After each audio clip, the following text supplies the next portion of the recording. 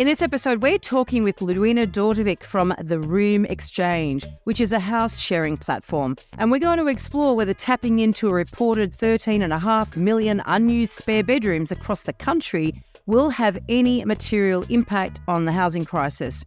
COVID lockdowns resulted in a marked decrease in house sharing, and now with mortgage repayments and rents rising so steeply, will we see not only a rise in shared housing, but a completely new demographic now making the choice to share? And what are the risks of bringing a stranger into your home? From security to future tax liability, what should you be thinking about if you want to go down this path? Welcome to The Elephant in the Room. This is the podcast where we love to talk about the big things in property that never usually get talked about. I'm Veronica Morgan, real estate agent, buyer's agent and buyer's agent mentor, co-host of Foxtel's Location Australia, author of Auction Ready and co-host of Your First Home Buyer Guide. And I'm Chris Bates, mortgage broker, recently ranked number 5 in Australia out of over 18,000 brokers in the annual MPA Top 100 Mortgage Broker Awards. Before we get started, I need to let you know that nothing we say here can be taken as personal advice. We always recommend you engage the services of an appropriate and experienced professional. Our guest today is Ludwina Dautovic. She is the CEO and founder of the Room Xchange, which is a house sharing platform that provides digital ID verification, profile matching and rental options so homeowners can feel confident in the house sharing process. It's her belief that with continual interest rate hikes and inflation on the rise, a spare room can yield $10,000 a year or more. It can help relieve mortgage stress and provide rental accommodation for those priced out of the rental market. So thanks so much for coming along today, Ludwina. We all agree that this is a big problem and we need some immediate solutions. So let's find out more about this option. Thank you. Where would you like me to start? Just to talk about the Room Xchange? No? Yeah, I think it's quite fortuitous that you've started this, right? I mean, can you give us a little bit, we don't usually go into the full story, started this, I was doing this, etc. But it'd be interesting to know, what got you to start this, because it's a very different world to 2023 and the COVID world and, how our living standards and the rental crisis that we've got now and the housing affordability crisis. You didn't start this business yesterday. So maybe it'd be interesting to hear the story and how the market shifted during that period since you started. Yeah, so we're not an overnight success. We're heading into our 7th year. And and look, thankfully so, because I think with any startup, you go through a process of, testing, measuring, failing, retesting, measuring, failing. And we've actually got the platform to a point where it's really solid now at a time when the country really needs us most. When I first founded the company, it was just, I've been an entrepreneur for 31 years and I've spent most of the time creating businesses and services that have actually solved a problem for myself. And at this particular point, my eldest son had left home. I cried like most mothers do for about the first year. And then I started, every time I was walking past his room, I started seeing it as a cost center. And this beautiful ordained bedroom that was suffering from pillification and, it was sort of ordained with these beautiful quilts and pillows and had not been slept in at all in that year. And I was I started to think, this is costing me about $200 a week, so I'm going to start doing something with it. And so after doing that for a couple of years, and I had a few people live with me in that time, my friends started asking me, where can they find someone? And when I hear something is a good idea 3 or more times, I start growing antennas out of my head. And I paid attention to it and did some market research and realized that there was definitely a model in this. So the reason it originally started was really just to, utilize the room. We have a rent and rent offset option, which means that you can ask for help and or rent or a mix of both. So I was getting a mix of both, which was really helpful because my husband and I both run businesses from home. We were really busy. So we had people who were doing, some of them paid rent because that's what they wanted. Some of them were paying part rent, part help. Some live with us and were just helping us out 8 to 10 hours a week and we'd feed and house them. So, the model has been refined over time and it's been refined in the way that actually really suits the market, suits the need.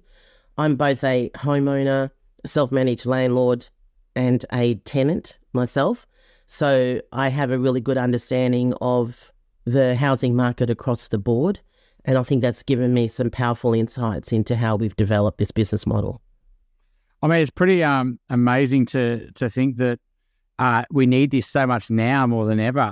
Could you see the writing on the wall, in the years past where, rental prices were going up and there's becoming a real, I mean, everyone went into their own accommodation during COVID. Like, how has it shifted over the last few years for you? Look, I've always considered myself a futurist. I was, podcasting in 2010. I was writing and publishing books on digital marketing before. I had a media program that was run in schools back in the analog days. I've kind of always sort of seen things, just looking at trends and seeing where things are heading. I knew that with the huge increase that's happened in a very short amount of time of the cost of buying a house would definitely have an impact on rent and rental supply. It kind of makes sense. My children, or my adults, 31 and 29, and I hear a lot firsthand from them as well in terms of the market, what's happening, and they're, they're making decisions, very personal decisions about how they're going to live their life based on the cost of housing. I also hear firsthand the challenges they have with renting, and, there's a lot of conversations that I'm privy to in regards to what's going on. So, and because of my personal interest, Chris, that thing, it's like when you're really passionate about something, you sort of dig and delve into the topic more so than the average person. And I could see that, renting once upon a time was for a select group of people, generally the young adult who was leaving home for the first time or going to uni, or the backpacker. That's generally the share house demographic. But now renters are changing. People like myself and my husband who choose to rent for lifestyle purposes. There are people who rent, majority of them now, for necessity. And there are people who resign themselves to the fact that they will rent all of their life. Now, we don't have the rental supply to cater for that, though. And we can't build our way out of this, but we can share our way through it. And that's where I see, this model of house sharing. And there's so many added benefits to it. It's not just solving a housing problem. There's a heck of a lot of benefits to the homeowner.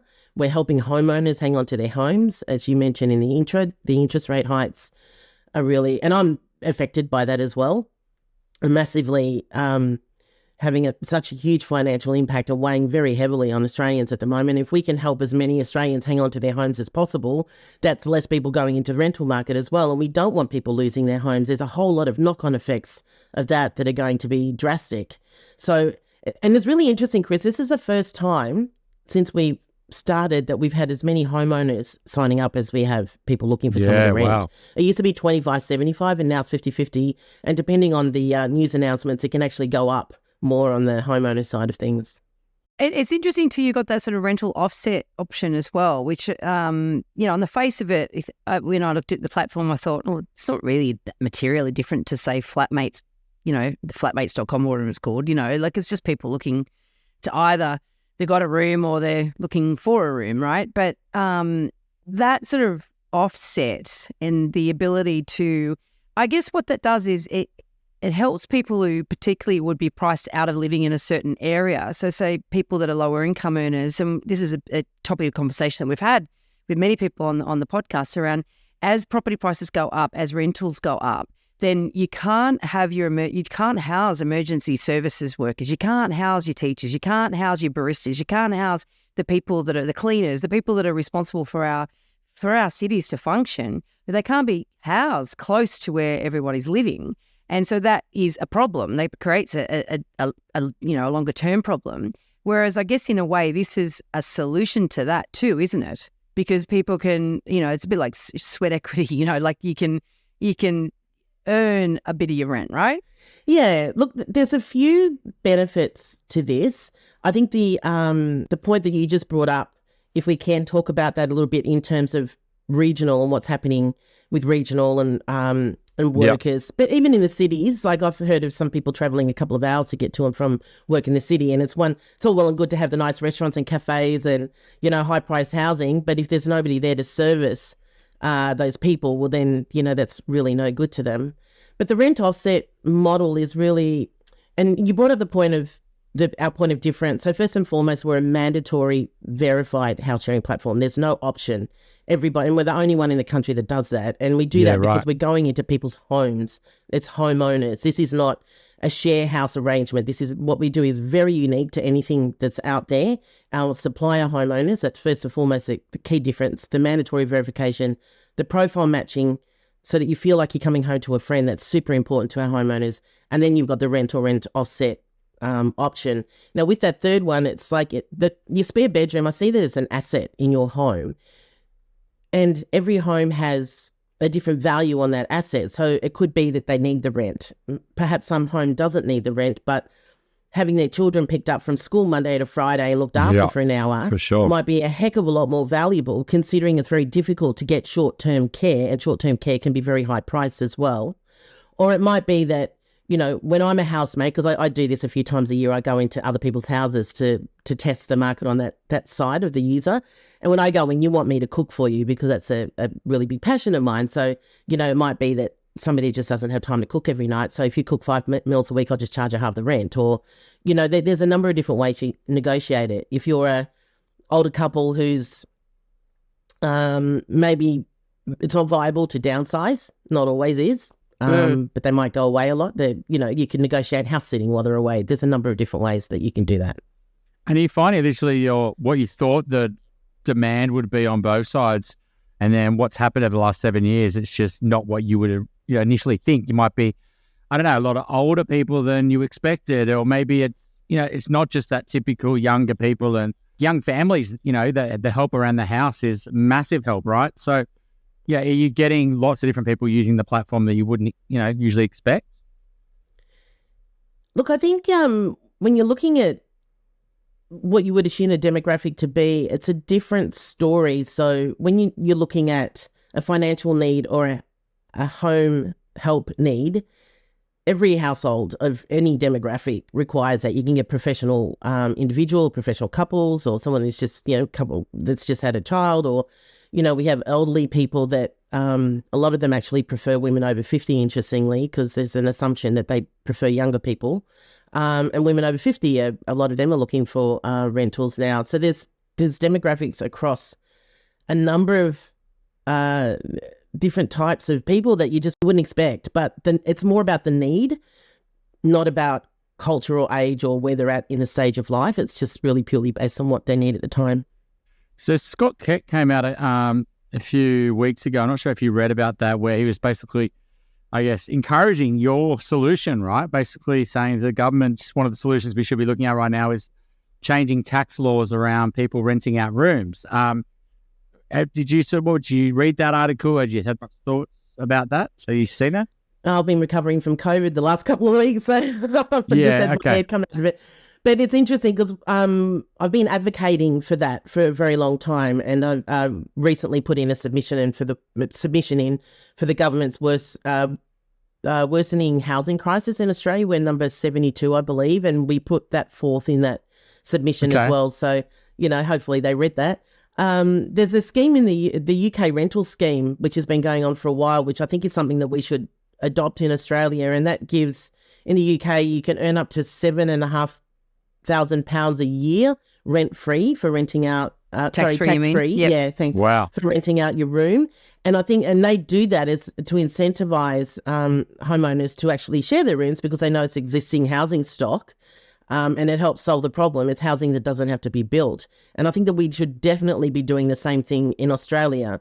Look, you know, you've got to claim any income that you earn. If you're earning, if you own a home and you're earning income from renting your room, you do have to claim that on tax. The tax on it would be marginal in comparison to the benefit that you would get from it. So I certainly don't see that as a deterrent. But, you know, you would definitely get a whole lot more people doing it if they didn't feel that there would be any, you know, additional cost to them for doing so, particularly because we're helping the government solve a problem. But is there an implication on capital gains tax as well? Look, Veronica, that's something that I have been trying to figure this out for a while, and I literally in the last week have had a lot of conversations around it. So I'm not going to comment specifically because it is you know, it depends on a few things, and I'm not a tax expert. So are you seeking to get a ruling on that, or? Yeah, look, I'm working through that at the moment just from my own knowledge to be able to answer that question. But at this point, what I would say is just have a conversation with your accountant if you're concerned about that. But again, you know, when you look at the immediate benefits that you get from it, you just need to weigh up, you know, the cost benefit ratio there. Is it worth it for you to do it? Well, then absolutely. You know, like I I'm looking at this time and, when we were in lockdown as well, it's like, well, what are the expectations for the year? If we don't lose anything, it's a good year. And what assets do we have access to that can help us get through this time? And I think that we're in one of those times at the moment that it's just like, what do we have access to that we can utilize to help get us through? Have you got any idea of how many, has the government even spoken to you around this? I mean, if like every single time you rent out a room, you're easing the pressure, right? Like, because that person would have to sleep somewhere that night. And that room wasn't on the market before. You're basically creating housing stock, right? Or housing dwellings or places or beds for people. It's like a real immediate thing. Is the government speaking to you, or are they any interest in this at the moment? Because surely it's a real obvious solution when, we've got this issue. Yeah, well, I'm yelling, Chris, we're standing on the rooftops and yelling as loud as we can. It's, who's we though? Is it an association you're part of? No, when I say we, it's just our team. Right. We are a for-profit company. We're not a not-for-profit or an association or an org in that sense. But,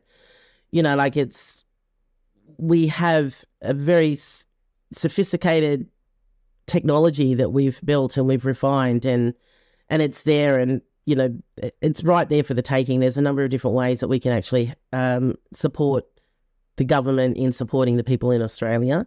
We're doing that anyway in a number of different organisations that we help directly. We've got B2B products that we offer out as well as directly going to our consumer base.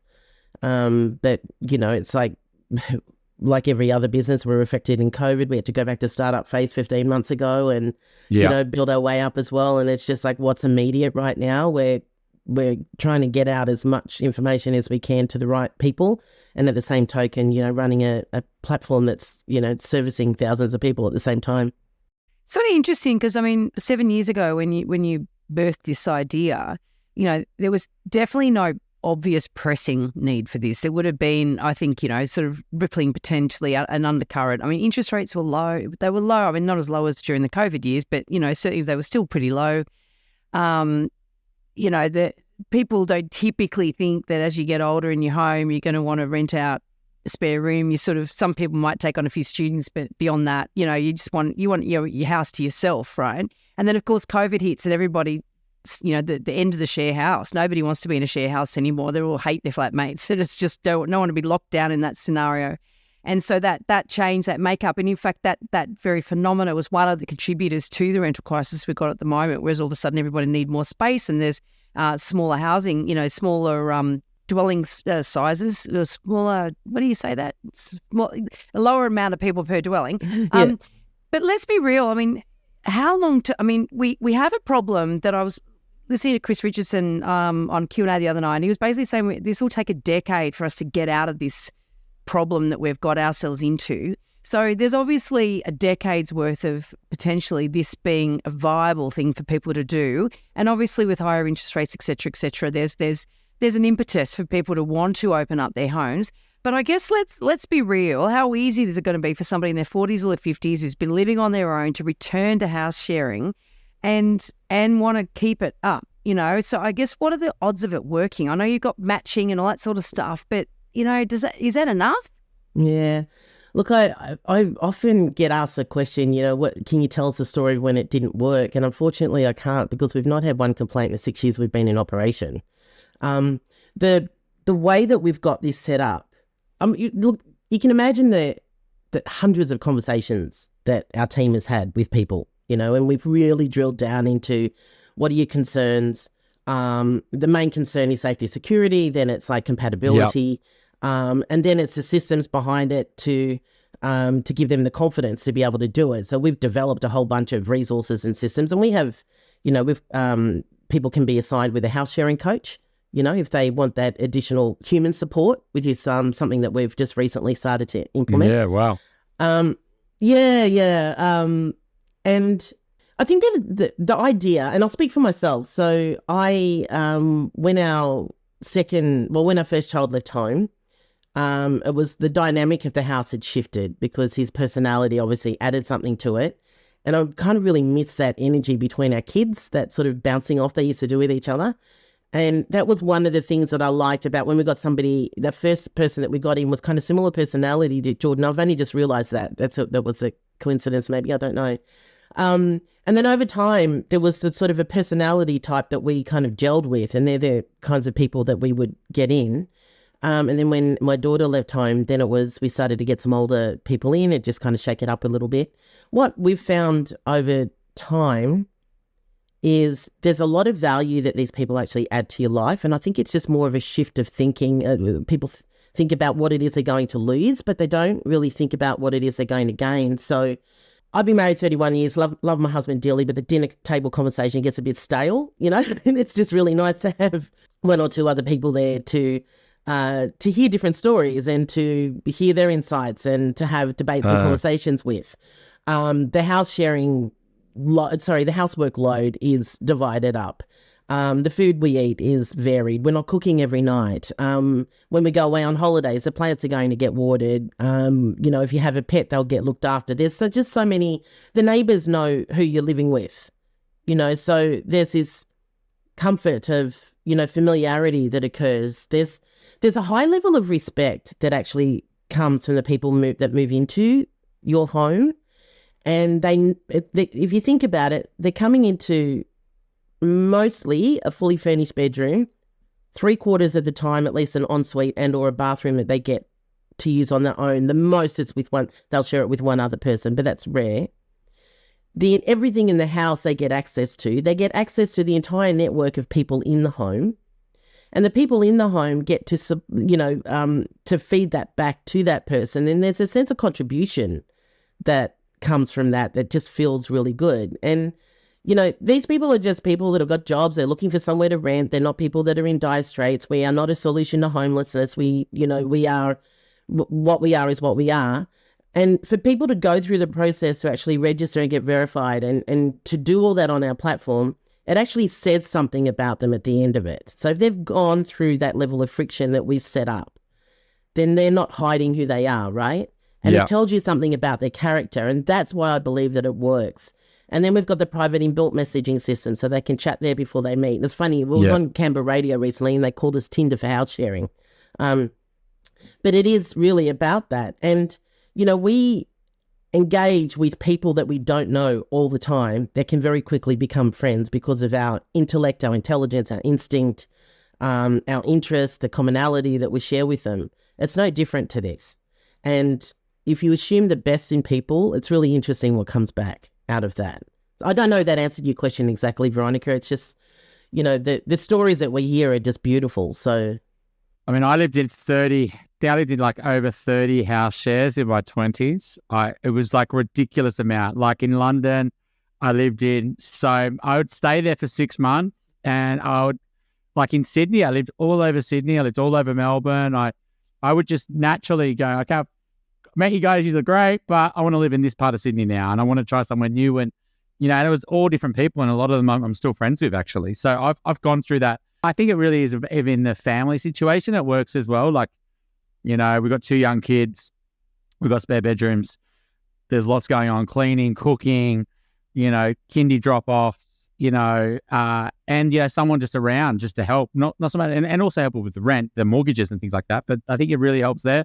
I think it helps people with, the couples without kids or, like you say, they go on holidays. It helps people who are single at all ages, even elderly. I think just having company and someone at the home, I think you could really help.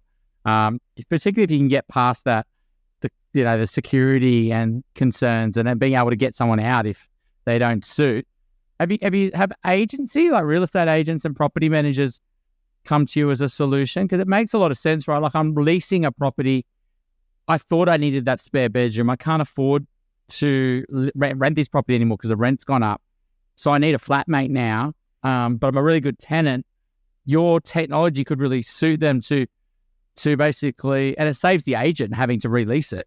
How are property managers looking at your tech and saying, this could be a solution for us to, keep our tenants? I know there's a rental crisis, so they probably have no problems releasing it, but are they interested in your tech at all?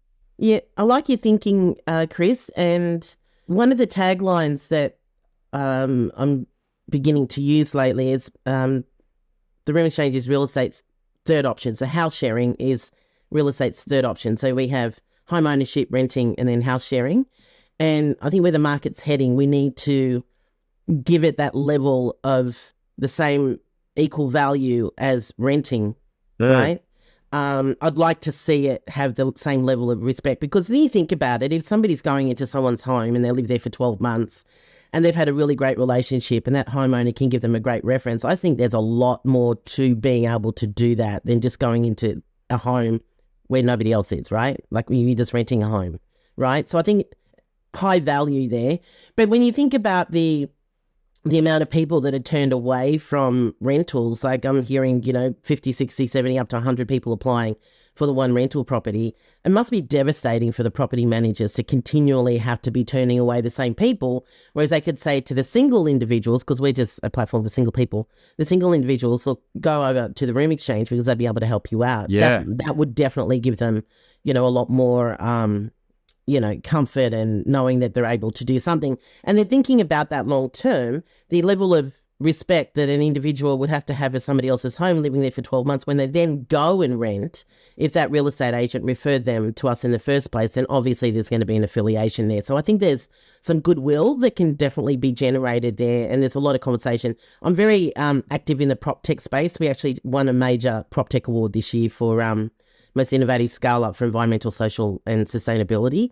So, we're very much moving in and around that space to, partner with a number of different organisations as well to get this sort of cross-pollination happening. And the real estate industry is definitely on our radar. I'm on a personal mission to help more people make better property decisions. And you can find out all about what I'm working on at veronicamorgan.com.au. And there you'll find resources for first home buyers, details about my buyer's agent mentoring program, access to suburb help for investors, or if you're looking to buy your dream home or an investment property in Sydney's inner west, eastern suburbs or lower North Shore, you can connect with my team at Good Deeds Property Buyers. If you're thinking about buying your first home, upgrading to a new one, or purchasing an investment property anywhere in Australia, we would love to carefully guide you through this journey and importantly get the finance right. Please reach out via our website, wealthful.com.au. Don't forget that you can download our free full or forecaster report. Which experts can you trust to get it right? theelephantintheroom.com.au. Well, I mean, yeah, if your rent's going to go up from 600 to 750, that's just the market rent. So my mortgage has gone up. There's, but you're a great tenant. I don't want to get rid of you. And I'd bet you probably can't afford it, but you've got a spare bedroom. So why don't you use something like the Room Xchange to help you afford that rent? Like, I don't know, it sort of goes hand in hand as a solution to, as a goodwill to keeping the tenants in the properties. I don't know. I just sort of had that idea. Yeah, absolutely. It's a great idea. Thanks, Chris. Yeah. It's also, though, it sort of hits head to head with, the work from home or hybrid working arrangements, so this is getting to the point where it's a massive luxury to be able to work from home now in terms of having that space dedicated to an office rather than a bedroom, particularly with the shortage. I mean, in terms of that 13.5 million vacant bedrooms across the country, how many of those have been turned into home offices? Because we really have changed the way we work. I'm recording this from a home office that could be a bedroom, but, I work from home half the week. So I didn't do that before COVID hit. We used to record in a studio, didn't we, Chris? We never went back. So there's certain things that have changed possibly permanently. Although, are you seeing that may well then actually start reverting back to full-time in the office because people can't afford, there's no the luxury of that spare room or the office space. That's very much a luxury now that cannot be afforded by many people. I think yes and yes is the answer to both of those. I know that a lot of workplaces are looking at, sort of getting more people back into the office. I've actually been working from home my entire life, so I prefer it at home myself. But look, if we just get 10% of those 13.5 million bedrooms, that's 1.35 million homes that, are more stable, and 1.35 million people that are renting, right? If you just think of that number, just 10%, so that ticks off the ones that maybe don't have the spare, we're talking about unused spare bedrooms actually, Veronica. So that was according to the 2021 ABS. So I think when they're it was specifically unused spare bedrooms. So I don't know if that's, if they factored in the home office as well. Yeah, and potentially it's more now because 2021 we were actually in lockdown when we did the last census. All right, so what sort of lease arrangements? You talked about having a sort of a sharing coach. You talked about having agreements in place, or the resources that you provide basically to streamline that whole process of sharing with somebody. What needs to be in place? I mean, in the tenancy, there's tenancy acts in every single state, and so therefore there are legal requirements in terms of signing leases and protections for tenants, et cetera, and for landlords for that matter as well. How does it work in this space? I mean, how are the actual, do we call them tenants? The person renting the room. I mean, how is that person protected? How is the homeowner or the head lessee protected? How does that all work? Well, we use we don't call them tenants, so there's no tenancies or tenancy agreements that, I don't know for sure. Some homeowners might go down that path, I don't know. But we have a house share agreement template, and we strongly recommend that anybody who is bringing somebody into their home to house share, that they have a civil agreement, we call it. So it's an agreement of understanding of the terms of the relationship. In it, we actually have a service where we help facilitate that because we're so strong on making sure that actually happens. It's just a thing. It's like, what are the rules around food? When are you going to pay the rent? Is it an offset? Well, what are we agreeing that the rent offset is? We even talk about the exit plan because every single one of these arrangements will come to an end at some point. What are the expectations around that? They're generally a month-to-month understanding, so you can decide at any time, usually with a month's notice that you want to move on.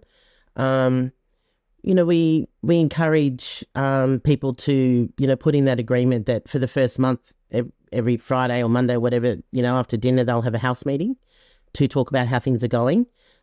We strongly recommend that communication flow is something that is instilled in the relationship, particularly in the early days, because it establishes a routine and a pattern of communication that then, when there are issues that arise, and I don't say if, because there will always be issues that arise, you've got a level of respect and understanding, knowing that you can go to each other, talk about it. One of the things that we explain to our homeowners is that there is a power dynamic in the homeowner. I was about to say that. Yeah.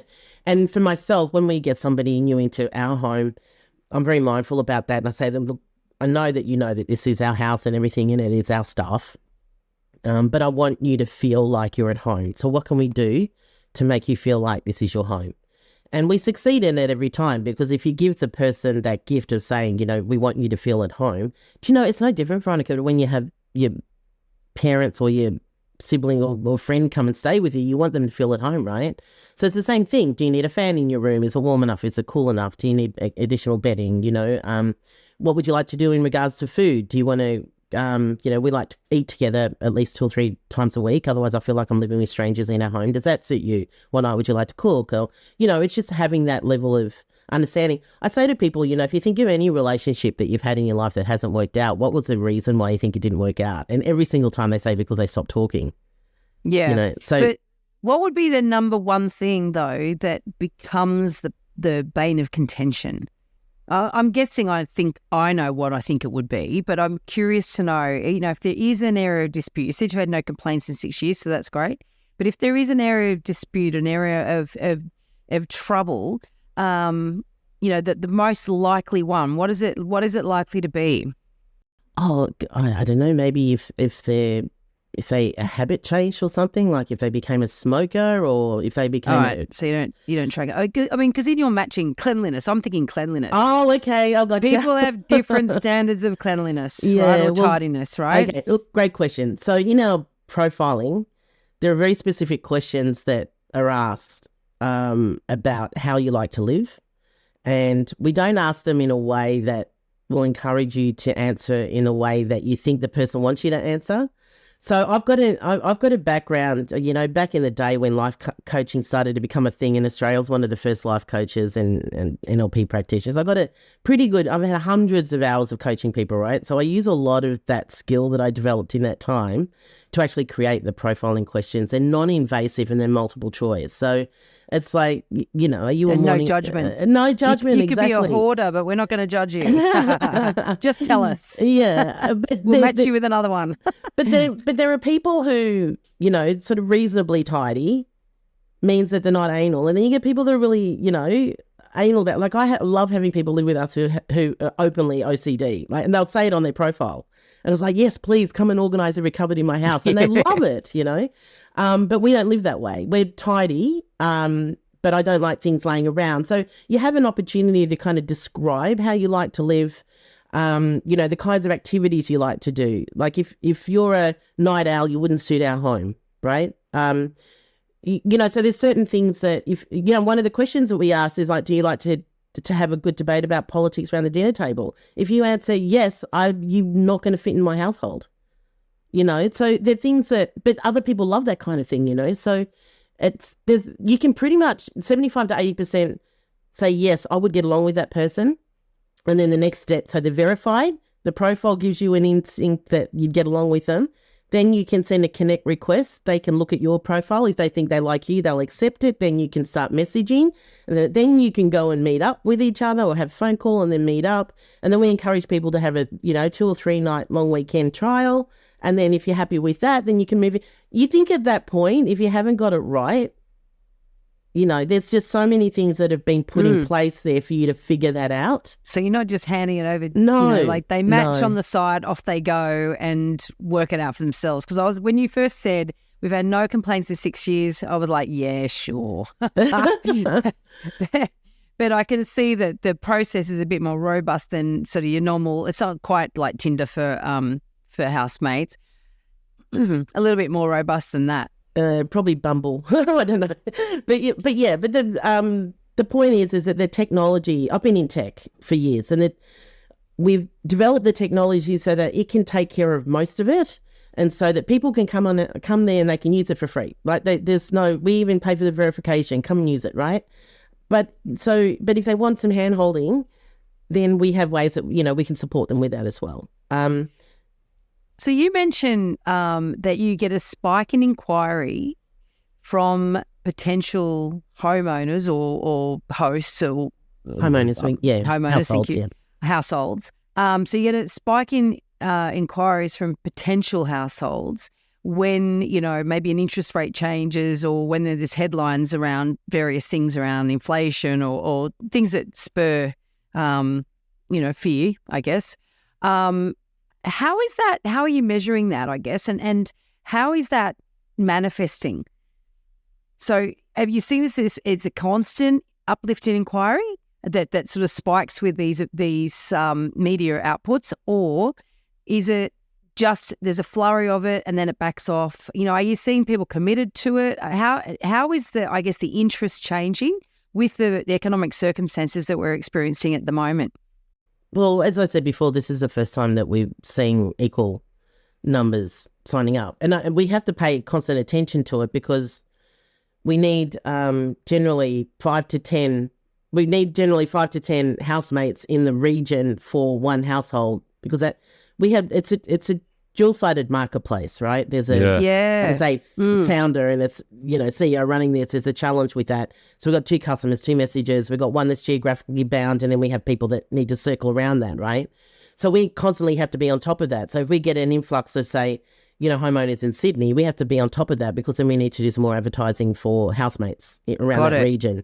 So I can't give you the numbers exactly off the top of my head, other than that it's something that we have to be constantly on top of, because we've got to be balancing out, well, do we need to promote for homeowners now because we've got an influx of housemates in one particular area? We've got a partnership with an organisation up in the Gold Coast called Study Gold Coast, and we're helping them enlist local homeowners to open up their homes for international students that come in, because it's a massive market up in that region. Yeah. And we, so we have to do the same thing with that. Like if we get a flurry of homeowners, and we need to do a bit more promotion around, the international students. And so it's this constant push and pull with that. But generally with the news, I can go, yeah, I can see that there's a spike in listings in, because people will jump online and go, oh, damn, we've got to start finding some more money. How can we do that? And have you got some real, when you said those, the two-side marketplace where you just got way too many people wanting to rent a room and not enough for rent, and, locations potentially where people are willing to rent rooms, but people don't want to rent rooms in those areas? Is there certain pockets across the country that stand out? Yeah, look, it's an interesting one, Chris, because we primarily for, just financial reasons, just focus on particular areas so that we get enough of both sides in that area, right? Because we have to be really mindful. Well, it was one of the great failures when we started is like, yeah, we're nationwide, and which we are. I just want to clarify, we are. But then, you've got people signing up in northwestern WA, and it's like, gosh, how do we solve that problem? And thankfully, technology's changed a lot since then, so that we are able to solve that now. But we have registrations right across Australia and also in over 60 countries. We have huge interest internationally, which is going to be, a market that we're heading to. But it's fascinating. Like, we are that unique, I think, that people are sort of realizing that, okay, this is a pocket of the market that hasn't actually been focused on. So, you were talking about one of our competitors before. We're actually not that at all. It's not who we are. We are a premium house sharing service. Our homes are like, $1 million plus. They're beautiful homes. There's a number of different reasons why people, want that support. And so we just need to make sure that we're providing something that's robust and stable to give them that confidence to do that. Do you need the confidence around just people experiencing Airbnb? I've got over 50, I think, reviews on Airbnb. I've used it so much over the years, all different countries. We constantly use it. But, some people have probably never used an Airbnb, right? And then maybe the 2023 is the first years they've gone on holidays and used an Airbnb. Do you think because of the penetration they're making, people are more and more comfortable just, not going the traditional routes, like getting a lease, and, they're willing to explore these sharing options more and more? Look, one of the reasons when we were doing our market research was like, is this a completely foreign idea? No, because we've had the big brother of all, the sharing economy pave the way for us. But then, depending on who you talk to, it's like, well, what's one of the reasons? There are many reasons why we have a shortage in long-term rentals as well. So, you got to kind of look at, I'm trying to be delicate here, but... I think we all know. I'll say it if you like. I mean, and in fact, we need to interview somebody about this because, I've heard people claiming that it doesn't really make a huge difference. Their short-term rentals haven't made a huge difference, but I fail to understand how that can possibly be true. So it would be good to I'll put a shout out right now. If anybody knows anybody, be a good guest so that we can have really robust discussion around the impact of short-term rentals and its contribution to our current rental shortage or housing shortage. But, Airbnb, and I've stayed in Airbnb, so I'm just as guilty as anybody else if you're going to say it's a bad thing. But they do offer rooms in people's houses. Now, I've never stayed in one of those. I always like my own accommodation, thank you very much. But I'm very much like the only child, and not that I was an only child or am an only child, but I behave like one. I like my own space, thank you very much, and I don't like sharing. But Chris, you sound like you came from a big household with lots of kids, and you're quite happy to share. Have you actually done the Airbnb? Yeah, take a room in someone's home, or have you always taken your own sort of self-contained space? Chris, that's a question for you. Oh, have I shared my home? Yeah, because you're a big advocate for Airbnb. You're a big user, right? So have you ever actually taken an Airbnb room in someone's house versus taking, you have?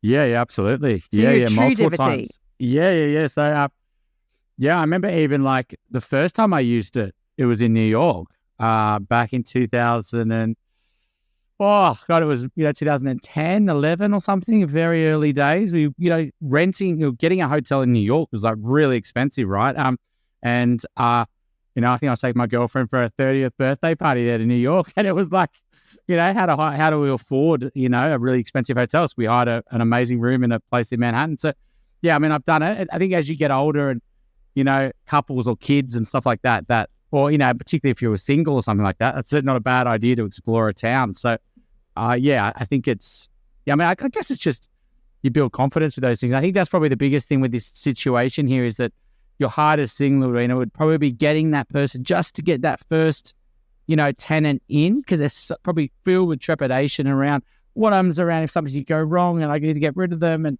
do you find that that's your roadblock, building that confidence around not only is it good for me financially, but I'm actually going to really enjoy the experience. I'm actually going to look forward to coming home because I've got a new, aura in the building and I've got someone I could talk to and someone who's helping me and I'm actually bringing life to my home rather than detracting from it.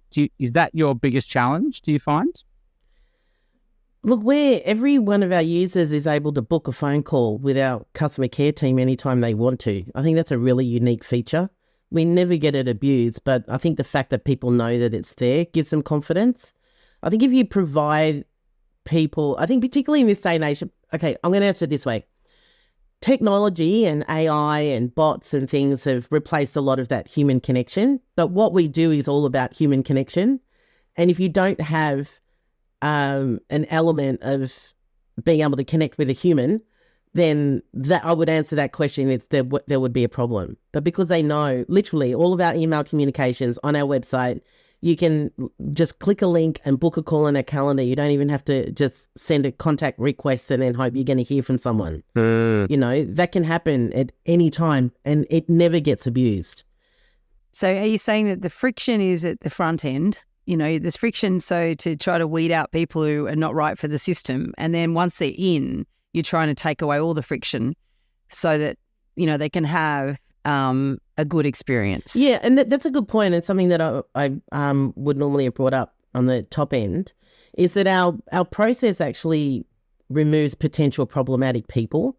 And I call them but people. Yeah, but what about this and what about that? And it's just like, it's all me, right? They don't like our process because we actually require things of them.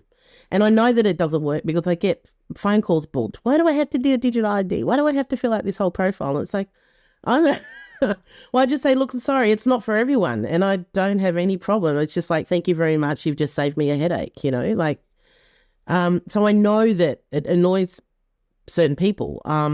If you've got nothing to hide, you hide nothing, right? So and the way that our profiles are set up, the only thing, there's a photo of you, your first name, and just the answers to the question and a couple of sentences of your answer. There's nothing identifiable about you. There's more information people can get from your Facebook account than they can get from our profiles, but you cannot connect with anyone unless you're 100% completed, which includes your verification. So if someone's connected with you, they've gone through every single thing that you've gone through.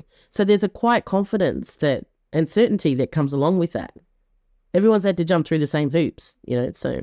It's an interesting idea, and we can certainly see that the time might be right for it. The time might not have been right for it really 7 years ago, but sort of circumstances seem to have worked in your favour.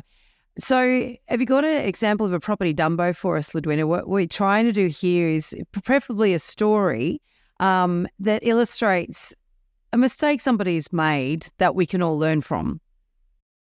Yeah, look, when I was thinking about this, and we've sort of already touched on it, is that, there's a type of person that sort of goes, yeah, everything will be fine. We'll work it out as we go along, and it's just like, no. Please do me a favor. Do us a favor. Don't do that, because it's very tricky to have a tricky conversation. Okay, I'll bring this one up. What if a special friend wants to come over? All right. Ideal question. You have to expect it of anyone who's going to live with you, right? And if you haven't had that conversation before you've moved in and you've met someone, how awkward is it going to be to bring that up? If the homeowner says, oh, no, I'm not comfortable, then it's like, geez, that's a problem then, right? But if you knew that before you moved in, then you can make a decision based on that. So in our household, for example, we say, well, when you find someone special in your life, they go, oh, no, we don't. And we've got 2 guys that share with us at the moment. I say, come on, look, you strapping young lads. When you do find someone, invite them over for dinner and then give us a chance to get to know them. And then if everyone's happy, then once a fortnight, they can come and stay. So that's our ground rules. Now, when you think about that, if it's a random, they're not going to invite them over for dinner, are they? No. No. So it sorts that one out. It sorts that one out, right? But I guess it's a little bit like an agreement between new business partners or a prenup in a way. It's like that's the time to sort out these what ifs. What are we going to do when this happens, if that happens, et cetera, et cetera. When goodwill is at its peak and, things have not eroded. So therefore you've got the rule, you've got the framework, I guess, for operating with. Exactly, so, yeah, look, that's been a really interesting chat, Ludwina. We really appreciate your time. We are interested in these solutions, and look, none of these sorts of things are solutions on their own. They're all part of the whole suite of initiatives that are needed to solve this problem. As I mentioned earlier, it's been said that this is going to take a decade to iron out. We need some short-term solutions that are going to ease the pain in many cases straight up, and this is certainly one of those. So, we're good on you for, I guess, setting it up. And here I was thinking when we first sort of connected, I was thinking, well, this is a new thing, but 7 years down the track is quite interesting, really, that you'd thought about this before, the horrors of the COVID lockdowns. Yeah, and I'm persistent. I don't like to quit, so... And if anything changed on a government point of view, right? If government start talking to you, and because I genuinely think if you had issues of how to solve our crisis in some ways, right? Like what's some short-term wins, medium, longer-term wins, you should absolutely be up there in short-term wins. And if it starts to get a bit more airtime, and you should check out that Scott Keck article. He's very well known in the property industry in terms of the development. He's got a lot of power in that space, and he would absolutely love your platform. And so I think, because if you find that you're getting some more interest from the governments and things like that, and anything's changing around tax settings or something like that, and, absolutely reach out, because we would definitely want to promote it, because we do think it's a viable solution to the overall problem. So thanks for reaching out. Thank you. If you have a question that you'd like us to answer in an upcoming Q&A episode, you can send us a voicemail or written question via the website, theelephantintheroom.com.au, or you can email us directly at questions@theelephantintheroom.com.au. If you like what you're hearing, please share this episode with others you feel would benefit. And while you're at it, why not leave us an iTunes review? 5 stars would be great. I know that sounds a bit cringy, but we have it on good authority that every review helps make it easier for other people to find out about us and hear what our amazing guests have to say.